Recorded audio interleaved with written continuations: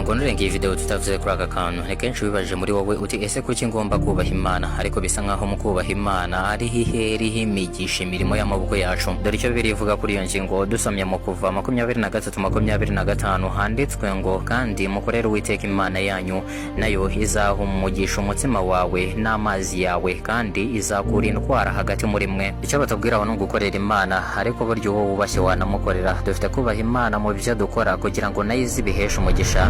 Icyari kinzanye ni ukubabwira iryo jambo. Niba wubaha Imana cyangwa wumva ugomba kuyubaha, andika muri comments ijambo amen ubundi ukoresha ino video ku nshuti zawe. Murakoze cyane, ndabakunda cyane, mukomeza mugira umunsi mwiza.